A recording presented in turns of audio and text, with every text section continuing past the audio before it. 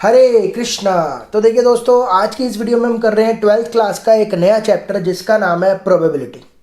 तो भाई 12th class के काफ़ी सारे चैप्टर जो है मैं अपने चैनल पर अपलोड कर चुका हूँ, 2 से लेकर के 9 तक, 2 to 9 सारे चैप्टर्स अपलोड कर दिए हैं। अगर आपने वो वीडियोज़ अभी तक नहीं देखी हैं तो उन सब का लिंक मैंने नीचे डिस्क्रिप्शन में दे रखा है। तो जाकर के पुराने चैप्टर्स भी ज़रूर देखो, थोड़ा सपोर्ट वपोर्ट करो यार, शेयर वेयर करो वीडियोज़ को, ठीक है कि नहीं। तो प्रोबेबिलिटी चैप्टर जो है, देखो भाई, प्रोबेबिलिटी का नाम सुनते ही मतलब बच्चे के दिमाग में आता है कि ये आसान चैप्टर है, हो जाएगा, क्या दिक्कत है, ठीक है ना।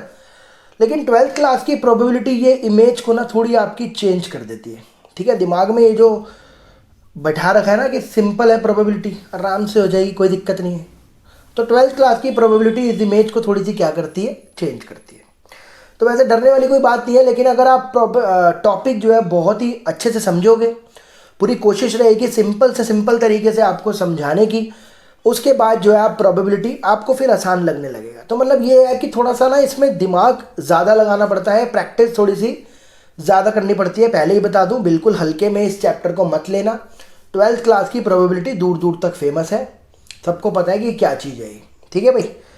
तो देखो भाई, प्रोबेबिलिटी शुरू करने से पहले थोड़ा सा मैं आपको 11th क्लास की प्रोबेबिलिटी के बारे में बताऊंगा, क्योंकि वो यार बेसिक है, ठीक है ना। 11th क्लास की प्रोबेबिलिटी जो है आपको आनी चाहिए थोड़ी बहुत, जितना भी कनेक्टेड है वो पार्ट मैं आपको पहले कराऊंगा। जिसको 11th क्लास की प्रोबेबिलिटी बहुत बढ़िया से आती है पहले से ही, तो वो थोड़ी वीडियो को आगे कर दे, कोई दिक्कत नहीं है ना। तो फर्स्ट टॉपिक शुरू होता है 12th का, कंडीशनल प्रोबेबिलिटी। वहाँ पर इस वीडियो को जा कर के आप ले जाओ, लेकिन फिर भी हम थोड़ा सा 11th क्लास की प्रोबेबिलिटी डिस्कस करते हैं, ठीक है भाई। तो 11th क्लास के अंदर मोटा मोटा क्या है, 11th क्लास के अंदर मोटा मोटा है कि भाई सबसे पहला इसके अंदर आता है सैंपल स्पेस।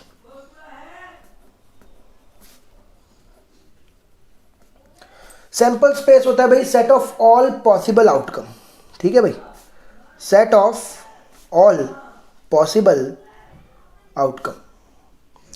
यानी कि जैसे मान लो आपने 2 कॉइन को उछाला, 3 कॉइन को उछाला, 1 डाइस को रोल किया, 2 डाइस को रोल किया, कार्ड को पिक करा, तो जितने भी पॉसिबल आउटकम होते हैं, टोटल आउटकम, उसके सेट को हम क्या बोलते हैं, सैंपल स्पेस। जैसे 1 डाइस को रोल करा तो क्या आता है, 1 2 3 4 5 6, तो इसको आप सेट बना लो। इसको किससे रिप्रेजेंट करते हैं, सैंपल स्पेस से। सैंपल स्पेस होता है सबसे बड़ा सेट, जैसे यूनिवर्सल सेट आपने पढ़ा होगा 11th क्लास के सेट के अंदर। तो सैंपल स्पेस सबसे बड़ा सेट होता है, जितने भी तरीके के पॉसिबल आउटकम है वो आपको डालने हैं किसके अंदर, सैंपल स्पेस के अंदर। तो सबसे पहले आपको सैंपल स्पेस बनाना आना चाहिए। जैसे 2 कॉइन का अगर मैं लूँगा तो HH हो गया, HT हो गया, TH हो गया, DT हो गया, तो ये क्या हो जाएगा अपना सैंपल स्पेस। तो सैंपल स्पेस क्या होता है, सारे के सारे पॉसिबल आउटकम का सेट। उसके बाद 11th क्लास में सिखाया जाता है इवेंट को बनाना। इवेंट कैसे बनाते हैं, जैसे मान लो आपने सैंपल स्पेस ले लिया, ये 1 डाइस आपने रोल करा और ये सैंपल स्पेस हो गया। उसके बाद इवेंट बनाई मान लो इवन नंबर की। तो भैया अब आपको करना क्या है, इस इवेंट के अंदर ऐसे आउटकम डालने हैं, इस इवेंट के अंदर ऐसे आउटकम डालने हैं जो इसको फॉलो कर रहे होंगे। सैंपल स्पेस से उठा करके ऐसे आउटकम इसमें डालो जो इसको फॉलो कर रहे हैं। जैसे कि 2 फॉलो कर रहा है, 4 फॉलो कर रहा है, 6 फॉलो कर रहा है। मैंने एक और इवेंट बनाई F, मान लो नंबर ग्रेटर देन 4, तो नंबर ग्रेटर देन, बहुत सारी बना सकते हो आप, prime number, odd number, square number, cube number, दुनिया जहान की इवेंट्स इसमें बन सकती हैं। लेकिन आपको अब वही आउटकम डालने हैं जो इसको फॉलो कर रहे हैं, जैसे कि 5 और 6। तो इस तरीके से सिखाया जाता है इवेंट्स को बनाना। लेकिन अब सबसे इंपॉर्टेंट है इसके अंदर टाइप्स ऑफ इवेंट। कितने तरीके की इवेंट जो है हमको पढ़नी है इसके अंदर। टाइप्स ऑफ इवेंट की अगर बात करें तो सबसे पहली इवेंट आती है भाई कॉम्प्लीमेंट्री इवेंट। कॉम्प्लीमेंट्री इवेंट क्या होती है, देखो भाई, ये थोड़ा सा अब जो 11th क्लास में आपने सेट पढ़ा है वो भी इसमें यूज होता है, ठीक है ना, वहीं से बनाई गई है। कॉम्प्लीमेंट्री इवेंट क्या होती है भाई, जैसे मान लो आपके पास एक सैंपल स्पेस है वही डाइस का 1 2 3 4 5 6, और आपने एक इवेंट बनाई मान लो E, जिसमें इवन नंबर डाल दिए 2 4 6। अब आपको बोल रहा है नॉट E, या फिर आप इसको E बार भी लिख सकते हो, या फिर आप इसको E डैश भी लिख सकते हो, आपकी मर्जी है, कुछ भी लिख सकते हो आप, नॉट E, E बार या E डैश। तो कॉम्प्लीमेंट्री इवेंट के अंदर वो वाले आउटकम आएंगे ठीक है भाई, जो इसमें नहीं है। क्या बोला मैंने? कॉम्प्लीमेंट्री इवेंट क्या, अगर आपको इसकी कॉम्प्लीमेंट्री इवेंट निकालनी है तो आप क्या करो, सैंपल स्पेस में से ये वाले एलिमेंट हटा दो।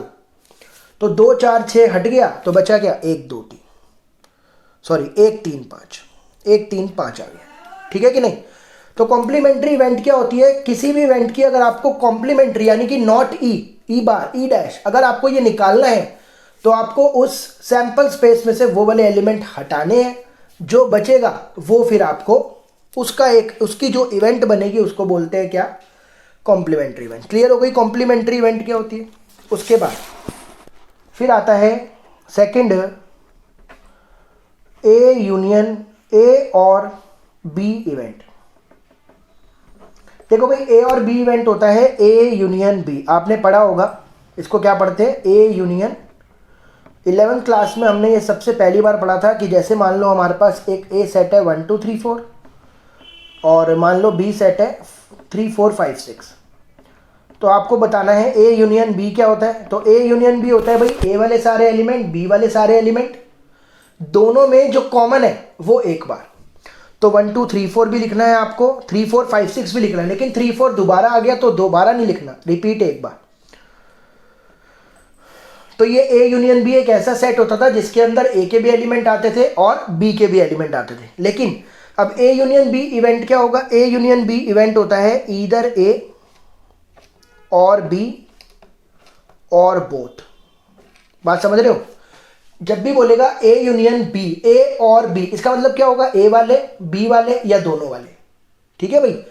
तो ए यूनियन ए और बी इवेंट क्या होती है, इसके अंदर 3 चीजें आती है। फिर से दिमाग में बिठा लो, ये बेसिक आगे यूज होगा।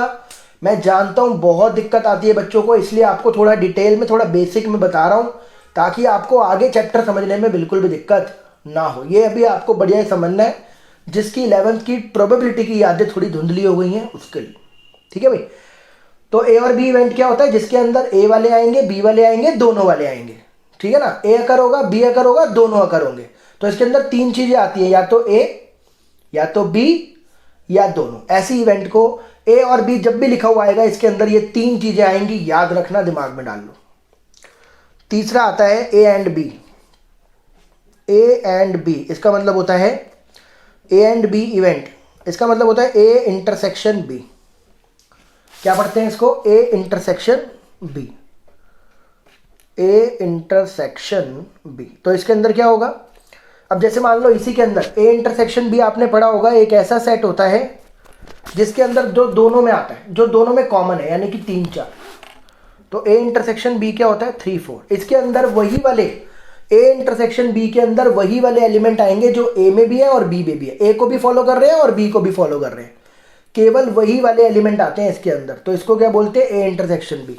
तो ए और बी, अगर मान लो ए और बी का आपको इंटरसेक्शन निकालना है इवेंट का, तो याद रखना वो ए को भी फॉलो करेगा, बी को भी फॉलो करेगा। उसी इवेंट को बोला जाता है ए इंटरसेक्शन बी, जो ए और बी दोनों को फॉलो करेगा। एक और मैं एग्जांपल से आपको समझाता हूं, क्लियर हो जाएगा बिल्कुल।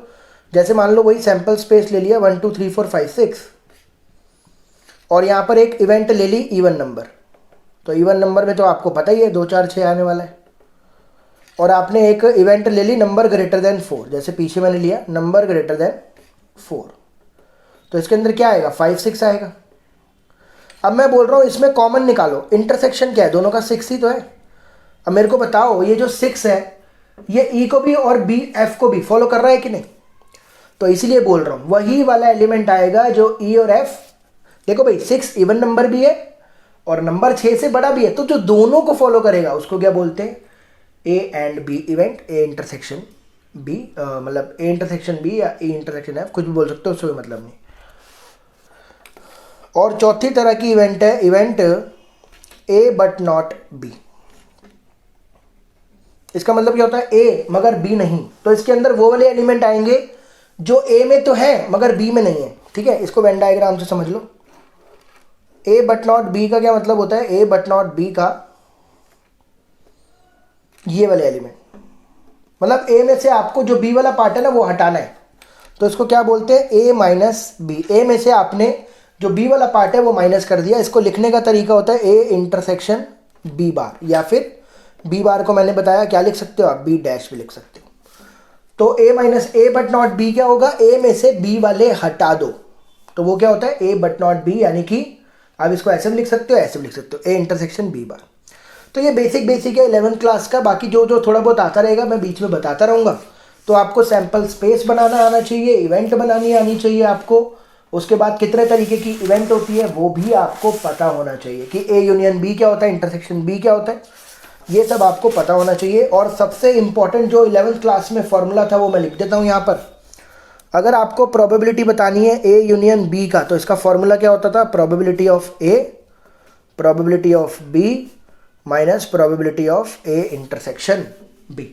अगर आपको मतलब ए यूनियन बी क्या बताया, या तो ए वाले बी वाले दोनों वाले, तो इसका फॉर्मूला क्या होता है, probability of A probability of B minus probability of A intersection B. But इसमें कंडीशन है if A and B are disjoint set.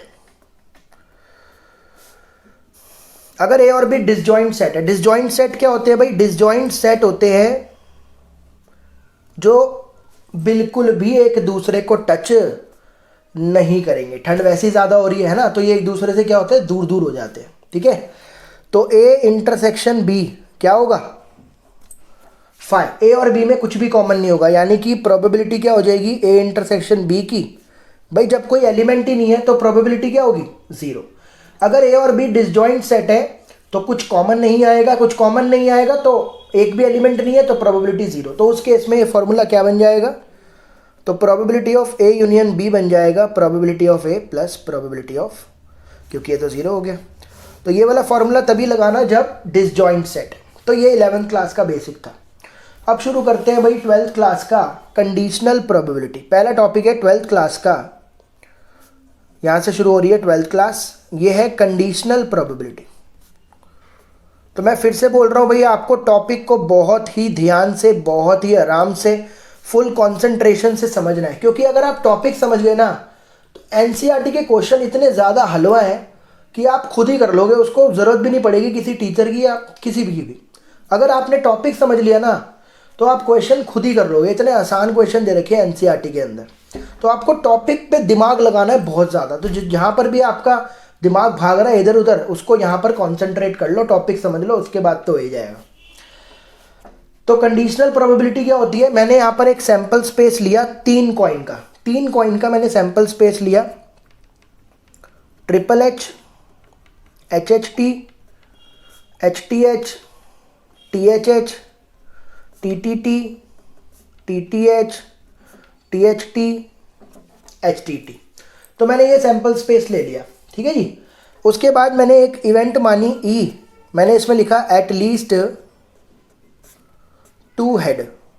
मैंने एक इवेंट बनाई जिसमें मैंने बोला कम से कम 2 हेड मेरे को चाहिए। तो बताओ मुझे, एटलीस्ट 2 हेड की अगर बात करूं तो ऐसे कौन कौन से आउटकम है जो इसको फॉलो कर रहे हैं।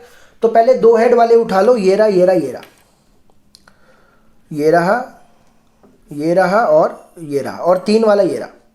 क्योंकि एटलीस्ट वर्ड जब लगता है तो 2 वाले भी लेने हैं और 3 वाले भी, मतलब उससे ऊपर वाले भी लेने होते हैं। तो ई इवेंट के अंदर ये वाले 4 आउटकम आ रहे हैं। फिर मैंने एफ इवेंट लिया जिसके अंदर मैंने लिखा फर्स्ट कॉइन शोज टेल। मैंने एक इवेंट बनाई एफ जिसके अंदर पहले कॉइन पर टेल शो हो रहा है। अब मुझे ऐसे आउटकम उठाने हैं जिसमें पहले पे टेल शो हो रहा है, ये रहा टी एच एच, ये रहा टी टी टी, ये रहा टी टी एच और ये रहा एच टी एच टी। तो ये रही ई इवेंट और ये रही एफ इवेंट। तो ई इवेंट के अंदर क्या है, कम से कम 2 हेड, तो वो भी लिख दिया। और एफ इवेंट के अंदर क्या है, पहले कॉइन पर टेल होना चाहिए, वो भी मैंने यहाँ पर लिख दिया। अब बात सुनो जरा ध्यान से। 11th क्लास के अंदर ना प्रोबेबिलिटी पूछता था ई की, तो बड़ा सिंपल होता था इसका फॉर्मूला कि भाई ई इवेंट में जितने आउटकम है ऊपर, सैंपल स्पेस में जितने आउटकम है नीचे, यानी कि 4। ई इवेंट में 4 आउटकम है, सैंपल स्पेस में 8 आउटकम है, आंसर आ जाता था 1/2। फिर एफ की प्रोबेबिलिटी पूछता था, सेम फॉर्मूला, एफ में जितने आउटकम है और सैंपल स्पेस में जितने आउटकम है 4/8 1/2। बहुत ही सिंपल होता था 11th क्लास के अंदर, वही फॉर्मूला चलता था 9th 10th वाला, फेवरेबल अपॉन में टोटल। बस थोड़ा सा ये हो जाता था कि भाई ये फॉर्मूला थोड़ा मतलब सेट के टर्म्स में बना दिया था यहाँ पर, ठीक है ना। तो रिश्ता वही था लेकिन सोच नहीं थी, ठीक है। तो 11th क्लास में ऐसे ही क्वेश्चन आते थे कि ई की प्रोबेबिलिटी बताओ, एफ की प्रोबेबिलिटी बताओ, या कोई और इवेंट है उसकी प्रोबेबिलिटी बताओ। तो फेवरेबल अपॉन टोटल इतना ही करना होता था बस। लेकिन अब 12th में क्या हुआ, कंडीशनल प्रोबेबिलिटी है। अब इसमें क्या होगा, वो बोलेगा कि एक इवेंट अकर हो चुकी है, फिर आपको दूसरे की प्रोबेबिलिटी बतानी होगी। जैसे मैं और सिंपल तरीके से बताता हूँ। तो उसने बोला जैसे कि मान लो एफ अकर हो चुका, मतलब एफ इवेंट अकर हो चुकी है। एफ इवेंट क्या है, पहले कॉइन पर टेल चाहिए। जैसे ही आपने ये बात पढ़ी, अभी आगे का छोड़ो, आपने ये बात पढ़ी कि यार एफ इवेंट अकर हो चुकी है, तो मेरे को बताओ अब आप इसमें से यही वाले आउटकम ले रहे हो ना, जो पहले कॉइन पर टेल दिखा रहा है, वही तो ले रहे हो आप। तो आपने क्या करा, जैसे ही आपने पढ़ा कि अच्छा एफ इवेंट अकर हो चुकी है, यानी कि एफ हो चुका है, तो आपने क्या करा, ये वाले आउटकम आपने साइड में लिख दिए। ये वाले आउटकम आपने कि भैया ये वाले ऐसे आउटकम है जिसमें पहले कॉइन पर टेल शो कर रहा है। अब मेरे को बताओ एक बात, क्या मैं ये वाला आउटकम लूंगा? सोचो जरा, दिमाग लगाओ। मैंने बोला पहले कॉइन पर टेल है, तो मुझे इस आउटकम से क्या मतलब, मुझे इस आउटकम से क्या मतलब, मुझे इस आउटकम से क्या मतलब, इससे मुझे क्या मतलब? सही बात है कि नहीं भाई? उसने बोला कि एफ इवेंट अकर हो चुकी है, पहले कॉइन पर आपको टेल दिखाना है, तो मैं यही वाले 4 आउटकम तो उठाऊंगा। यानी कि मैं कह सकता हूं अब जो मेरा सैंपल स्पेस है वो फिल्टर हो गया। मैंने वो वाले आउटकम हटा दिए जिसमें पहले कॉइन पर टेल नहीं था। ठीक है, तो याद रखना कंडीशनल प्रोबेबिलिटी में सैंपल स्पेस जो है ना वो छोटा हो जाता है, फिल्टर हो जाता है।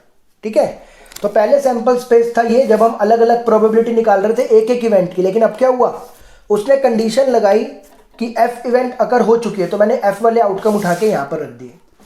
अब वो क्या बोल रहे हैं कि 2 हेड की प्रोबेबिलिटी बताओ, कम से कम 2 हेड की प्रोबेबिलिटी बताओ। तो भैया अब आप यही तो देखोगे कि इसमें ऐसे कितने आउटकम है जो 2 हेड शो कर रहे हैं। तो आप कहोगे सर एक ही तो है। बोलो आ रहा है समझ में कि नहीं आ रहा? समझना है बहुत ध्यान से, पूरा माइंड अपना यहां पर लगा दो, टॉपिक समझ गए, कुछ भी नहीं है क्वेश्चन। तो भाई क्या बोला, एफ इवेंट अकर हो चुकी है, तो ये आ गए 4। अब बोल रहा है प्रोबेबिलिटी बताओ 2 हेड की, तो इसमें कितने आउटकम है 2 हेड वाले? 1। तो आंसर क्या होगा, 1/4 ही तो होगा भाई। फेवरेबल आउटकम होता क्या है, जिसकी भी प्रोबेबिलिटी मुझे निकालनी है, मैं देखता हूं उसके फेवर में कितने आउटकम है। मुझे प्रोबेबिलिटी निकालनी है 2 हेड की, तो इसमें 2 हेड वाले कितने हैं? 1, तो मेरा फेवरेबल हो गया 1। फिर मैं देखता हूं टोटल में कितना है, टोटल 4 है। तो यही तो होता है फेवरेबल अपॉन टोटल, 1/4, आंसर आ गया सीधा सीधा। लेकिन ये तो हो गया डायरेक्ट, मतलब कि एक हिट एंड ट्रायल मेथड हो गया ना। तो आपको आंसर तो पता चल गया कि एफ अगर हो चुका है, ई की प्रोबेबिलिटी बतानी थी, तो वो 1/4 है। ये आपको पता चल गया, हिट एंड ट्रायल मेथड है। लेकिन इसका एक प्रोसीजर है लिखने का, उस प्रोसीजर से आपको चलना है। अब मेरे को एक बात बताओ, फॉर्मूला वही चलेगा, फेवरेबल अपॉन टोटल, बस थोड़ा सा उसको 12th क्लास में मॉडिफाई करेंगे। ठीक है, अब मेरे को एक बात बताओ, आपने निकाला कैसे, ये 1 कैसे आया? कह सकता हूं जो फेवरेबल आउटकम है ई और एफ में, फेवरेबल आउटकम है वो होंगे जो ई और एफ में कॉमन है। देख लो भाई, फेवरेबल मेरा क्या आया था, बात समझो ध्यान से। फेवरेबल मेरा आया THH। तो भाई ये जो है देख लो, अगर आप दोनों में कॉमन निकालते हो तो देख लो यही तो कॉमन है दोनों में, THH। तो यानी कि जब आप कंडीशनल प्रोबेबिलिटी लगा रहे हो तो जो फेवरेबल आउटकम होते हैं वो होते हैं दोनों में कॉमन। ठीक है भाई, यानी कि E इंटरसेक्शन F कितना है, THH, और इसमें कितने आउटकम है, कितने आउटकम है इसके अंदर? 1 आउटकम है। N का मतलब होता है number of element in this event, that is 1। तो फेवरेबल आउटकम कैसे आता है, दोनों में कॉमन निकाल करके। और टोटल आउटकम कितने हैं भाई? टोटल आउटकम किसको मानोगे अब? तो number of element in F, मुझे बताओ भाई टोटल आउटकम मेरे लिए ये है ना। तो मैंने क्या बोला था, F इवेंट अकर हो चुकी है, तो मेरा सैंपल स्पेस अब ये नहीं है। अब मेरा सैंपल स्पेस ये नहीं है, जो अकर हो चुका है अब मेरा सैंपल स्पेस हुआ है। तो number of element in F कितना है? तो फॉर्मूला देखो भाई, लिखने का तरीका क्या होता है, PE/F, कंडीशनल प्रोबेबिलिटी लिखने का तरीका है। तो इसका मतलब क्या है, इसका मतलब है probability of event E in which F had already occurred, है कि नहीं? तो भाई लिखने का तरीका क्या होता है, एफ अकर हो चुका है, ई की प्रोबेबिलिटी बताओ। एफ अकर हो चुका है, ई की प्रोबेबिलिटी बताओ। इसको ऐसे भी लिखते हैं पी ई बाय एफ, कई कई ऐसे भी लिखते हैं, कोई दिक्कत नहीं है। ई बाय एफ लिखो या ई बाय एफ ऐसे लिखो, कोई दिक्कत नहीं है। तो इसका फॉर्मूला क्या बन रहा है देखो भाई, तो मैंने क्या बोला, फेवरेबल आउटकम कितने हैं जो दोनों में कॉमन है, तो आप यही तो लिखोगे कि फेवरेबल आउटकम है ई इंटरसेक्शन एफ में जितने एलिमेंट होंगे वो फेवरेबल होंगे, और टोटल कितना होगा जो अकर हो चुका है, यानी कि नंबर ऑफ एलिमेंट है। तभी तो आया देखो 1/4, तभी तो आया, है कि नहीं? लेकिन मैं इस फॉर्मूले को जो एनसीईआरटी में है, हम इस फॉर्मूले को किस में कन्वर्ट करेंगे, प्रोबेबिलिटी में। इसको भी प्रोबेबिलिटी में कन्वर्ट करेंगे। कैसे? अगर आप ऊपर वाले को भी सैंपल स्पेस से डिवाइड कर दो और नीचे वाले को भी सैंपल स्पेस से डिवाइड कर दो, तो ये आपका बनेगा probability of E intersection F upon में ये बनेगा प्रोबेबिलिटी ऑफ एफ। अब कई बच्चे पूछेंगे सैंपल स्पेस से डिवाइड क्यों करा। देखो भाई एक बात समझो, अगर मैं आपको बोलूंगा इसकी प्रोबेबिलिटी बताओ, इस इवेंट की प्रोबेबिलिटी बताओ, तो आप यही तो बोलोगे कि इसमें जितने एलिमेंट हैं, अब इसका कंपैरिजन तो सैंपल स्पेस से ही होगा ना। अब इससे थोड़ी होगा इसका। मैंने बोला ये एक इवेंट है, ये एक आउटकम है, इसकी प्रोबेबिलिटी क्या होगी, 1 अपॉन में 8। अब इसके रिस्पेक्ट में होगा, तो पी इंटरसेक्शन एफ कैसे निकलेगा, N E intersection F upon में एन। ऐसे ही अगर मैं बोल रहा हूँ एफ की प्रोबेबिलिटी बताओ, तो उसका तो फॉर्मूला था ही n F upon n F.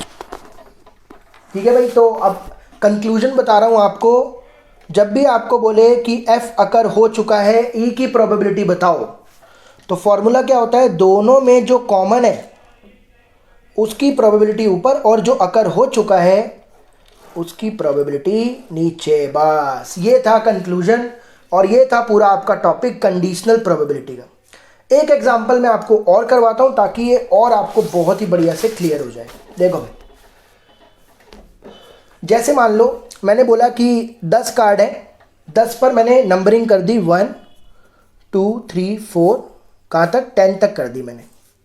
ये अपना सैंपल स्पेस हो गया। मैंने बोला 10 कार्ड है, 10 कार्ड पर मैंने नंबर लिख दिया 1 2 3 4 5 6 7 8 9 10, उनको बॉक्स में डाल दिया। फिर मैंने एक इवेंट बनाई, मैंने इवेंट बनाई इवन नंबर, इवेंट बनाई इवन नंबर। तो आप इसमें कौन कौन से आउटकम लोगे, 2 4 6 8 10। फिर मैंने दूसरी इवेंट बनाई नंबर ग्रेटर देन 3, ऐसा नंबर जो कि 3 से ज़्यादा है, नंबर ग्रेटर देन 3। तो इसमें कौन कौन से आउटकम लोगे आप, 4 5 6 7 8 9 10। अब समझो ध्यान से, मैंने बोला एफ अकर हो चुका है। भाई जब एफ अकर हो चुका है यानी कि मुझे नंबर चाहिए 3 से ज़्यादा, तो मैं 1 2 3 क्यों लूँगा? बात समझ में आ रही है? भाई जब एफ अकर हो चुका है, मैंने इस सैंपल स्पेस में से फिल्टर कर लिया, ये रे आ गए। अब बोल रहा है ई की प्रोबेबिलिटी बताओ, तो अब मैं इसमें देखूंगा ना, इसमें इवन नंबर कौन कौन है, 4 6 8 10, तो 4/7, यही तो आंसर होगा। समझ में आ रहा है? लेकिन ये हिट एंड ट्रायल मेथड है। अब करने का तरीका क्या है, आपको मैंने बोला फेवरेबल आउटकम कौन बनेंगे, फेवरेबल आउटकम बनेंगे दोनों में कॉमन। कॉमन क्या है, 4 6 8 10। ठीक है भाई, तो पी ई बाय एफ निकालना है ना आपको, तो जो कॉमन है उनकी प्रोबेबिलिटी ऊपर और जो अकर हो चुका है उसकी प्रोबेबिलिटी नीचे। तो ये कितना है आपका, इसमें कितने एलिमेंट है, 4, सैंपल स्पेस। अब इसका कंपैरिजन सैंपल स्पेस से होगा, याद रखना, क्योंकि आपने इसकी प्रोबेबिलिटी निकालनी है, तो 4/10। और एफ में कितने एलिमेंट है, 7/10। तो देख लो कट करके आएगा 4/, क्योंकि आपको इसकी प्रोबेबिलिटी निकालनी है। अब ये इवेंट है ना, इवेंट की प्रोबेबिलिटी कैसे निकालते हैं, जो नंबर इसमें है अपॉन में सैंपल स्पेस। एफ की निकालनी है, जो नंबर इसमें है अपॉन में सैंपल। हालांकि वो कट जाना है, वो बात अलग है, लेकिन दिखाना आपको ऐसे ही है। तो अब उम्मीद करता हूं यार कि कंडीशनल प्रोबेबिलिटी आपको बहुत बढ़िया से समझ में आ गई होगी। अब इसकी 1 2 प्रॉपर्टी है, जरा हम वो डिस्कस कर लेते हैं। ठीक है, पहली property number 1, probability of S by F, probability of F by F. इसका आंसर 1 होता है। ये एमसीक्यू में आ सकता है, आपके फिल इन द ब्लैंक्स में आ सकता है, ट्रू फॉल्स में आ सकता है। एक एक नंबर के क्वेश्चन में ये प्रॉपर्टीज आ सकती है, तो आपको ये पढ़नी है, छोड़ना नहीं है इसको, ठीक है। इसका मतलब क्या है, एफ अकर हो चुका है, सैंपल स्पेस की प्रोबेबिलिटी बताओ। एफ अकर हो चुका है, एफ की प्रोबेबिलिटी बताओ। तो उसका आंसर 1 होता है, डायरेक्ट आपको याद रखना है, लेकिन कैसे मैं बता देता हूं। देखो भाई फॉर्मूला क्या बनेगा, एस बाय एफ का फॉर्मूला यही तो बनेगा, दोनों में जो कॉमन है उसकी प्रोबेबिलिटी ऊपर और जो अकर हो चुका है उसकी प्रोबेबिलिटी नीचे। भाई सैंपल स्पेस में से और इवेंट में से अगर आप कुछ कॉमन निकालोगे तो हमेशा इवेंट ही तो कॉमन आएगी। देख लो भाई, ये सैंपल स्पेस है, ये इवेंट, अगर आप इन दोनों में कॉमन निकालोगे तो ई तो आएगा। एस और एफ में अगर आप कॉमन निकालोगे तो यही तो आएगा, क्योंकि एस तो सबसे बड़ा सेट है ना यार। आप उसमें से अगर कुछ कॉमन निकाल रहे हो छोटा तो वही आने वाला है। तो कह सकता हूं एस इंटरसेक्शन एफ, एफ ही तो होगा, यानी S intersection F P F ही तो होगा।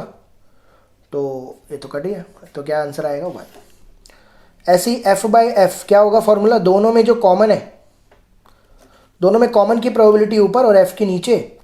तो भाई एफ और एफ में कॉमन लोगे तो एफ ही आने वाला है, प्रोबेबिलिटी ऑफ एफ। तो ये कितना आ जाएगा आंसर। तो पहली प्रॉपर्टी याद रखना भाई, एफ इवेंट अकर हो चुकी है, सैंपल स्पेस की प्रोबेबिलिटी बतानी है, एफ अकर हो चुका है, एफ की प्रोबेबिलिटी बतानी है। तो इसका आंसर क्या होता है, ये प्रूफ, ठीक है भाई, एक नंबर में याद रखना। और प्रॉपर्टी नंबर 2 है,